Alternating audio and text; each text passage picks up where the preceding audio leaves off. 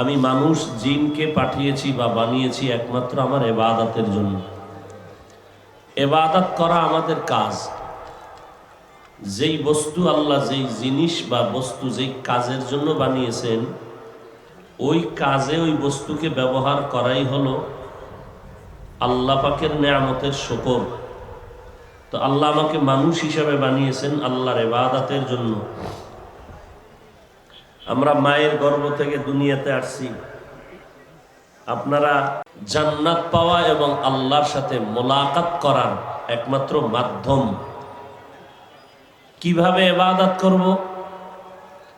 আখিরি নবী মুহাম্মদুর রাসূলুল্লাহ সাল্লাল্লাহু আলাইহি ওয়াসাল্লামের তরিকার মধ্যেই আল্লাহর আদেশ নিষেধ মানলেই হবে ইবাদত। ইবাদত মানে সারা রাত্র তসবিহ টানা নয়। ইবাদত মানে মসজিদে বসে থাকা না। ইবাদত মানে সারাদিন রোজা রাখা তা না। ইবাদত হলো বান্দার সব কাজ। আপনি ব্যবসা করবেন, চাকরি করবেন, স্কুল কলেজ ভার্সিটিতে লেখাপড়া করবেন, ডাক্তারি পড়বেন, ইঞ্জিনিয়ারিং পড়বেন, প্রফেসর হবেন, সব ইবাদত যদি আল্লাহর জন্য নবীর তরিকায় হয়। বলবেন ইংরেজি পড়লে আল্লাহর জন্য কিভাবে, স্কুল কলেজে পড়লে আল্লাহর জন্য কিভাবে? বলে আপনি যদি ডাক্তারি পড়েন এই নিয়তে যে আমি মুসলমানের সেবা করব, কোনো বেঈমান যদি কখনো বয়কট করে বলে মুসলমানকে ঔষধ দেওয়া হবে না এবং মুসলমানের চিকিৎসা দেওয়া হবে না, তখন আমি মুসলমানের পক্ষে দাঁড়ায় বলবো কোনো বেঈমানের সহযোগিতা দরকার নাই, মুসলমানের জন্য আমরা মুসলমান ডাক্তারেরাই যথেষ্ট। এই উদ্দেশ্য লালন করে যদি কেউ ডাক্তারি পড়ে, তার জিন্দেগি পুরাটাই ইবাদতে পরিণত হয়ে যাবে। ডাক্তার, ইঞ্জিনিয়ার, প্রফেসর পাঁচ বেলার নামাজি নাই, তো একে আপনি খারাপ বলবেন কেন? সব ইবাদত যদি আল্লাহর জন্যই হয় এবং রসুলের তরিকায়। আর যদি রসুলের তরিকা বাদ দিয়া নামাজও পড়েন, সে নামাজও ইবাদত হবে না। রসুলের তরিকা বাদ দিয়ে যদি আপনি রোজা রাখেন, সেই রোজাও আপনার ইবাদত হবে না। যেমন সূর্য উঠার সময় নামাজ পড়া যাবে, ডুবার সময় আপনি 30 রোজা রাখছেন খুব আবেগ অন্তরে, যে আল্লাহ যদি আরো 6 মাস বাড়ায় দিতেন রোজা তো পুরাটাই রাখতাম। যেহেতু বাড়ায় না, তো ঈদের দিনটা মিলায় রাখি। ঈদের দিন রোজা রাখলে হবে কেন? নবীজির তরিকায় নাই। রুকু সেজদা করা সওয়াব, ইবাদত মনে কইরে যদি কেউ জানাজায় রুকু দেয়, ইবাদত হবে না। তাহলে নবীর তরিকা ছাড়া নামাজ পড়লেও ইবাদত হবে না, আর নবীর তরিকায় ব্যবসা করলেও ইবাদত, নবীর তরিকায় ঘুমাইলেও ইবাদত, নবীর তরিকায় খানা খাওয়া ইবাদত, খানা না খাওয়াও ইবাদত। সব হতে হবে আল্লাহর জন্য, নবীর তরিকায়। এই ইবাদত কেমনে করব? নবীর তরিকা চিনি না। আল্লাহ পাক রব্বুল আলামিন এই তরিকাটা চিনাইয়া দিবেন যারা উম্মতের কাছে। এই দায়িত্ব আল্লাহর পক্ষ থেকে নবী দিয়ে গেছেন উলামায়ে আহলে হকদের হাতে। উলামায়ে কেরামের দায়িত্ব উম্মতকে নবীজির ইবাদতের পদ্ধতি শিখাইয়া দিবেন। বাড়ানো কোনো সুযোগ নাই, কমানোরও সুযোগ নেই। নবীজি বলেন লা তাআতা লি মাখলুকিন ফি মাসিয়াতিল খালিক। আল্লাহকে বেজার করে অন্য কারো আদেশ নিষেধকে গ্রহণ করা হারাম। আল্লাহকে বেজার করে পৃথিবীর কারো আদেশ মেনে নেওয়া হারাম। অতএব 23 বছরের রসুলের আদর্শ আল্লাহ সিল লাগাইয়া দিয়েছেন। দুনিয়ার কিয়ামত পর্যন্ত এতে কেউ বাড়াতেও পারবে না, কমাইতেও পারবে না। আল-ইয়াওমা আকমালতু লাকুম দীনাকুম ওয়া আতমামতু আলাইকুম নি'মাতি ওয়া রাদিতু লাকুমুল ইসলাম দীনা। আল্লাহর নবীকে আল্লাহ জানায় দিলেন দিন বিধান ইসলামকে আমি আজকের দিন ৯ তারিখ জিলহজ মাসের রসুল যখন হাজির বলে আজকের দিন আমি পুরা মুসলমানের জিন্দেগির বিধানকে কমপ্লিট সিল লাগাইয়া দিলাম, আর কিয়ামত পর্যন্ত আর পরিবর্তনের কোনো সুযোগ নাই। দুনিয়ার মানুষ আদর্শ ফেরি করে, আদর্শ বানায়, পদ্ধতি তৈরি করে, আবার সংশোধনী আনে, কিন্তু মুসলমান একমাত্র মদিনাওয়ালা নবীর আদর্শের বাইরে কারো আদর্শ গ্রহণ করার অধিকার, করলেও কোনো ফায়দা নেই। কেন? দুনিয়ার সব মানুষের আদর্শ নাপাক, একমাত্র মদিনার নবীর আদর্শই হলো পাক। অন্য মানুষের আদর্শ নাপাক কেন? মানুষটাই নাপাক, গুনার কারণে হাত নাপাক, চোখ নাপাক, জিহ্বা নাপাক, অন্তর নাপাক। নবীরটা পাক কেন? আমার নবী নিজেই কি কেমন পাক? 63 বছর হায়াতে নবীর জিন্দেগিতে একটা মিথ্যা কথা বলে নেই। পৃথিবী ঘুরেন তো এরকম একজন নেতা পাবেন কিনা জীবনে একটা মিথ্যা কথা কয় নাই। বরং বর্তমানে তো মিথ্যার ফ্যাক্টরি, গজবের মোবাইল। একজনে বলে ভাই তুমি কই, চিন্তা করে হাসা কথা কইলে বিপদ, মোবাইলটা কানে লাগায়, আমি জমিনে নাই। কি পরিমাণ মিথ্যার চর্চা এই মোবাইলে আমাদেরকে করাচ্ছে। আল্লাহ এর থেকে আমাদেরকে হেফাজত করেন। মদিনার নবীর আদর্শ কেন পাক? আম্মা জান আয়েশা বলেন, নবীজির ঘাম আমি বোতলে ভরে রাখতাম। বড় বড় অনুষ্ঠানে আমরা নবীর ঘাম মুবারক মিশক আতর হিসাবে ব্যবহার করতাম। রাহমাতুল লিল আলামিন এমন একজন পবিত্র পয়গম্বর, নবী যেখানে কদম দেন ওই জায়গা থেকে দীর্ঘদিন মিশকের ঘ্রাণ পাওয়া যায়। মদিনাতুল মুনাওয়ারা থেকে পায়ে হাঁটিয়াও যদি 10 মিনিট একটু আগাইতে থাকেন, সামনে উহুদের পাহাড়, বিশাল বড়, লম্বা 6 কিলোমিটারের মতো বিশাল উহুদ পাহাড়। ওই উহুদের যুদ্ধে নবীর দান মুবারক শহীদ হয়েছিল। এমনই এক অবস্থায় বেঈমানেরা আমার নবীর মাথায় লোহা ঢুকাইয়া রক্তাক্ত করেছিল। নবীজি গর্তে পড়ে গেলেন।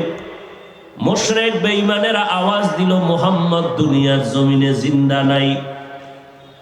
চতুর্দিকে খবর ছড়ায় গেল, নবীর আশেকেরা পাগলের মতো হয়ে গেল। নবীর একজন আশেক খেজুরের বাগানের মধ্যে পানি দিতেছিল। হঠাৎ কানে যখন আওয়াজ আসছে নবী নাই, পানি দেওয়ার পাত্রটারে ফালায় দিয়া আসমানের দিয়ে তাকায়া হাত তুলিয়া বলে, আল্লাহ, আমার এই দুটো চক্ষু রিজার্ভ করে রেখেছিলাম তোমার বন্ধু মুহাম্মদের দেখবো, কলিজা ঠান্ডা করব। ওই নবী যদি না থাকে তুমি আমারে অন্ধ বানায় দাও, আমি দ্বিতীয় কাউকে এই চক্ষু দিয়া দেখতে চাই না। কারণ নবী আমার এমন সুন্দর, একটা নজর দিলে প্রায় 1 সপ্তাহ পর্যন্ত বান্দার ক্ষুধা লাগে না। আম্মা জান আয়েশা বলেন, রাতের অন্ধকারে আমি সুই নিয়ে সেলাইয়ের কাজ করতেছিলাম, বাতি নিভে গেল, সুইটা পড়ে গেল। বাতি জ্বালানোর মতো কোনো তৈল আমার ঘরের মধ্যে নাই, সুইটা কোথায় পাবো? হঠাৎ এশার নামাজের পরে নবী আমার হুজরার ভেতরে আগমন করলেন। নবীজির চেহারা মোবারকের আলোতে দেখলাম সুইটা খুঁটির গোড়ায় পড়ে আছে। আমি ওই চিকন সুইটা হাতের মধ্যে নিলাম। শুধু নবী মানুষ চিনবে কেন?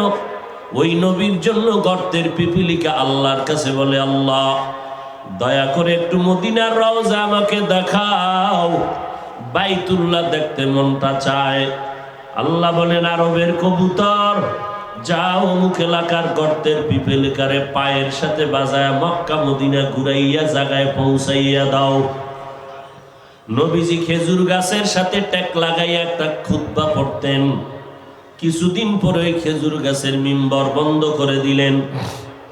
সাহাবায়ে কেরাম বলেন, নবী মানুষের থেকে কান্নার যেমন আওয়াজ এই মিম্বরের মরা গাছ থেকে সেরকম আওয়াজ আসতেছে। নবী নিজে গিয়া বলেন, ও গাছ, কেন তুমি কান্না করো? গাছ বলে, নবী আপনার বিরহের বেদনায় কান্না করি। কি চাও বলো? বলে, আপনি আমার জানাজা পড়াবেন, এখানে দাফন করবেন, কিয়ামতের দিন আমি আপনার সাথে জান্নাতে থাকবো।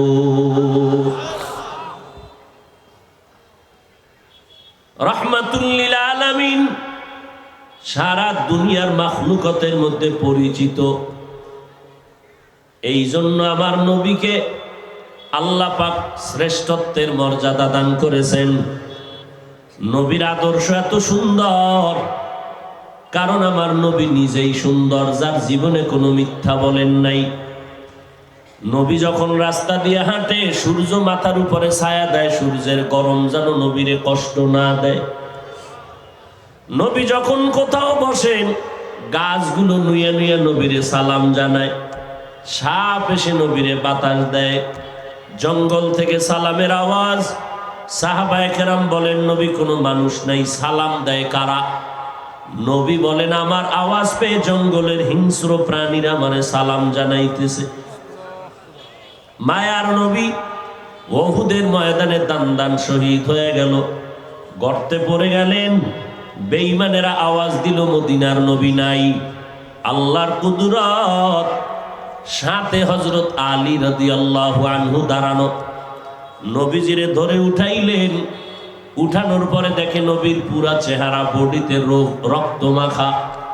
নবীজির হাত মোবারক ধরিয়া আস্তে আস্তে করে উহুদ পাহাড়ের কিনারায় নিয়া একটা পাথর ছিল, পাথরের উপরে নবীরে বসায় দিলেন।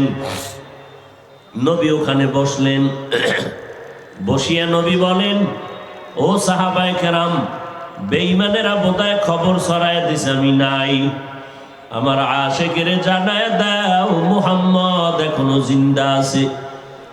আর ময়দানে দেখো, দ্বীন ইসলামের পতাকা উড্ডীন করার জন্য কারা রক্ত দিয়া শহীদ হয়ে গেল। এদের লাশগুলো তাড়াতাড়ি গুছায় নাও, এক কাতারে দাও, জানাজা একসাথে পড়ায় তাদের দাফন হবে, কোনো গোসল লাগবে না। এই খবর পাইয়া হঠাৎ নবী দেখতেছেন উহুদের ময়দানে একজন আল্লাহর বান্দি এসে আওয়াজ দিয়ে বলে, ও পয়গম্বর, আপনার যত সাহাবায়ে কেরাম আজকে শহীদ হয়ে গেল, বিনা গোসলে আপনি কবর দিবেন, তবে আমার স্বামী হানজালা নামের এক সাহাবী, তাকে আপনি বিনা গোসলে কবর দিবেন না। কারণ সে বাসর রাতে গোসলখানায় গিয়া যখন আওয়াজ পাইল মদিনার নবী দুনিয়ায় নাই, গোসল না করিয়া ঘরের মধ্যে গিয়া আমারে সালাম দিয়া তরবারিটা নিয়া ময়দানে আসিয়া তিনি শহীদ হয়ে গেলেন। আপনি তাড়াতাড়ি হানজালাকে গোসল দেওয়ার ব্যবস্থা করে দেন। নবী ঘোষণা করলেন, দেখো হানজালা নামের সাহাবীর লাশটা কোথায় আছে, গোসলের ব্যবস্থা করো। হঠাৎ গাইবি আওয়াজ, নবী হানজালার গোসল দেওয়ার দরকার নাই। যে আশেক সাহাবী বিবির মোহাব্বত ত্যাগ করিয়া আপনার মোহাব্বতে জিহাদের ময়দানে আসছে, আমার আল্লাহ ফেরেশতা দিয়া জান্নাতের পানি দিয়া গোসলের ব্যবস্থা করে দিয়েছেন। নবী আর কোনো গোসলের কোনো প্রয়োজন হবে না। মায়ার নবী বিনা গোসলে শাহাদাত বরণকারী সাহাবায়ে কেরামের দাফন করলেন, জানাজা কমপ্লিট। নবী যেই পাথরটার উপরে বসছিলেন একটু আরামের জন্য, হাজার হাজার বছর পরে আজও সেই পাথরটা উহুদের পাহাড়ের পাশে আছে। খোদার কসম, এখনো যদি কোনো আশিক গিয়ে সেই পাথরে নাক লাগাও, এখনো সেই পাথর থেকে মিশকের ঘেরান পাওয়া যায়। ইমামুল আউয়ালিন আল আখিরিন বহরে সদকা রহমাতাল লিল আলামিন সাইয়্যিদুল কাউনাইন খাতমুল মুরসালিন আখিরা মদবুদ ফখরুল আউয়ালিন শুদ ওয়াজুদাস রহমাতাল লিল আলামিন মসজিদে উশুদ হামারে জমিন। আল্লাহ তাআলা বলেন, আমি মানুষ বানাইলাম আমার ইবাদতের জন্য। ইবাদত কেমনে করবা? কোন পীর সাহেবের তরিকায় চলবে না, কোন বক্তার তরিকায় চলবে না। আমি আমার মুহাম্মদ আমার বন্ধু, তার দ্বারা আমি 23 বছর একটা প্রেসক্রিপশন বানায় দিলাম। কিয়ামত পর্যন্ত সমস্ত মানুষ যদি মুহাম্মদের প্রেসক্রিপশনকে ফলো করে, এই অনুযায়ী চলে, আমি আল্লাহ তাকে বিনা হিসাবে জান্নাত দিয়ে দিব। এখন ওই নবীর তরিকা বা আদর্শ সুন্নাত যারা চিনো না, কিয়ামত পর্যন্ত নবীজির 23 বছরের প্রেসক্রিপশনটা উম্মতের সামনে বুঝাইয়া নবীর সুন্নতের আমল শিখানোর দায়িত্ব উলামায়ে আহলে হকের, কোনো ডাক্তারের না, একমাত্র উলামায়ে আহলে হক। আমি বারবার কিন্তু একটা শব্দ ওলামাদের সাথে ব্যবহার করতেছি, উলামায়ে আহলে হক, কারণ 1500 বছর আগে নবী সতর্কবাণী করেছেন, এই উম্মতেরা, ওলামা দেখবা, এই দুনিয়াতে যদি তোমরা কোনো খারাপ মানুষ দেখতে চাও, খুঁজিয়া দেখবা ওলামাদের একটা অংশ থাকবে চূড়ান্ত খারাপ। এদের মতো খারাপ এই জমিনে কোনো আলেম পাইবা না। আবার ভালো যদি কোনো মানুষ পাইতে চাও, তাও খুঁজিয়া দেখবা ওলামাদের একটা দল চূড়ান্ত ভালো। এদের মতো ভালো জমিনে আর কেউ থাকবে না। নবীজির সেই 1500 বছরের কথা আগের এখন চোখের নজরে ভাসতেছে। 1500 বছর পর্যন্ত আমার মাওলার দেওয়া কোরআন নবীর আদর্শের ভেতরে কেউ ভুল বের করতে পারে? অপচেষ্টা করেছে অনেকে, না পারিয়া বহু বিধর্মী পর্যন্ত মুসলমান হয়ে গেল। কিন্তু কপাল খারাপ, আজ আমার দেশের ভিতরে দাঁড়াইয়া একজন মাওলানা বলে কোরআন শরীফের ভেতরে জাল আছে। বলে কি পরিমাণ জাল? বলে হাদিসের থেকেও বেশি জাল। আমি চিৎকার দিয়ে বলি, ও মুসলমানেরা, আল্লাহর কোরআনের মধ্যে যদি জাল আছে, ভেজাল আছে, এই কথাটা অন্তরে ঢুকে যায়, আমার মাওলার অস্তিত্বও থাকে না, ইসলামের অস্তিত্বও থাকে না, হুজুরগিরিও থাকে না। এই কথাটা আওয়ামী লীগওয়ালারা বলে নাই, বিএমপির কোন নেতায় বলে নাই। একজন মাওলানা হইয়া ঢাকার জমিনে দাঁড়ায় কয় কোরআনে ভেজাল। ওই নবীর কথা অনুযায়ী চিনে নাও, এই বান্দা মাওলানা ঠিক, তবে উলামা নবীর আহলে বাতিল, নবীর দুশমন। আর এক মাওলানা বলে নবীরা অন্যায় করেছেন, আল্লাহ নবীদের দিয়া অপরাধ করায়েছেন। নাউজুবিল্লাহ। মানে আপনারা কি মওদুদি সাহেবের মুরিদ নি? এই মেয়া, মওদুদি সাহেবের মুরিদ? নাউজুবিল্লাহ আসতে কেন? নবীরা অন্যায় করেছে, এই যুবকেরা, নবীরা অন্যায় করেছেন, আল্লাহ করাইছেন, এই কথাটা মানো? আল্লাহরে সাক্ষী রেখে বল, মানো? জিব্বা খুল, ফিরিস্তারা লিখবে নবীরা অন্যায় করেছেন, মানো? কোন আওয়ামী লীগওয়ালারা বলে নাই, বিএমপি ওয়ালারা বলে নাই, বলেছে একজন ইসলামের ব্যানারওয়ালা মাওলানা নামের ভণ্ড। আর এক মাওলানা বলে কালেমা লা ইলাহা ইল্লাল্লাহ মুহাম্মাদুর রাসূলুল্লাহ, এই কালেমাটা বন্ধ করে দাও, এটা নাকি কুফুরি কালেমা। যুবকেরা বল, কালেমা কুফুরি মানো? হ্যাঁ, তাহলে আজকে থেকে চিহ্নিত করবি। তোর আব্বারে গালি দিলে ধৈর্য ধরিস, তোর মাকে গালি দিলেও ধৈর্য ধরবি। আল্লাহ, নবী, ইসলাম, কোরআন নিয়ে যদি কেউ কথা বলে, এই বিষয়ে ধৈর্য মানি, ওর বিচার না হওয়া পর্যন্ত আন্দোলন চালাইয়েই যেতে হবে। আজকে থেকে চিহ্নিত করবি ওই মাওলানা কে, যে এই মেয়া থামেন, ওই মাওলানা কে যে কালেমাকে কুফুরি বলল। এই যুবকের আজকে ইউটিউব খুলে বের করবি ওই মাওলানা কে যে কোরআন শরীফে ভেজাল আছে বলল, ওই মাওলানা কে নবীরা অপরাধ করেছেন বলল।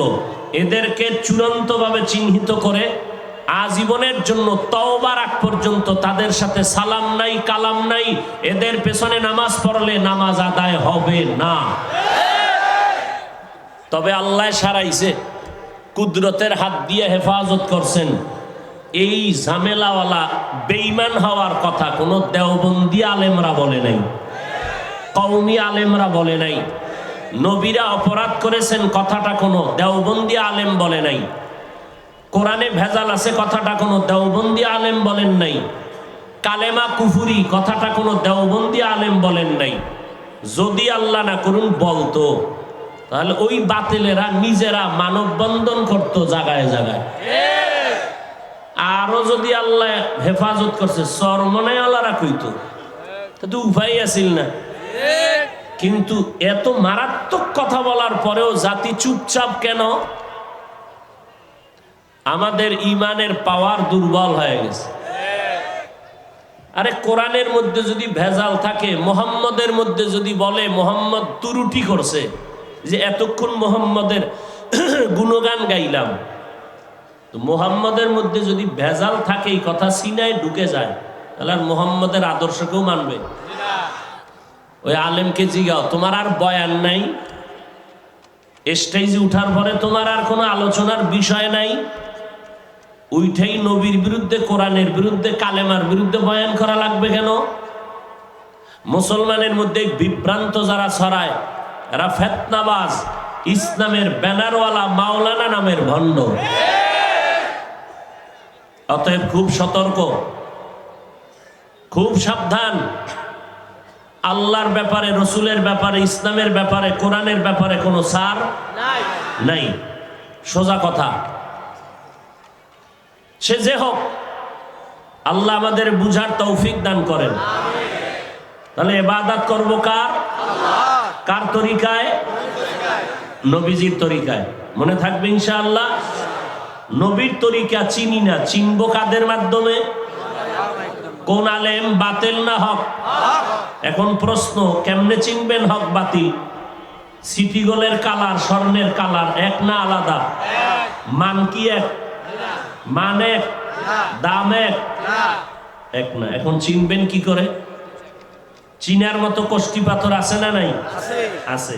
ঠিক এই জমিনে যারা উলামায়ে বাতিল এবং আহলে হক, সবার ডিজাইন কিন্তু কাছাকাছি, বরং আহলে হকের থেকে বাতিলের ডিজাইন আরো বেশি।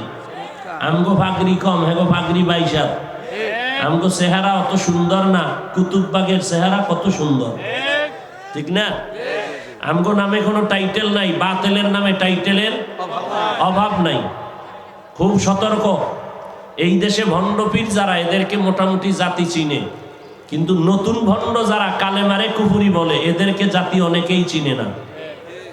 এদেরকে চিহ্নিত করতে হবে এবং ওলামায়ে আহলে হকদের কাছে যাইতে হবে। আহলে হক খুঁজতে খুঁজতে জীবন শেষ। আধা মিনিটে প্রাথমিকভাবে একটা ধারণা দিয়ে যায়, এরা আহলে হক।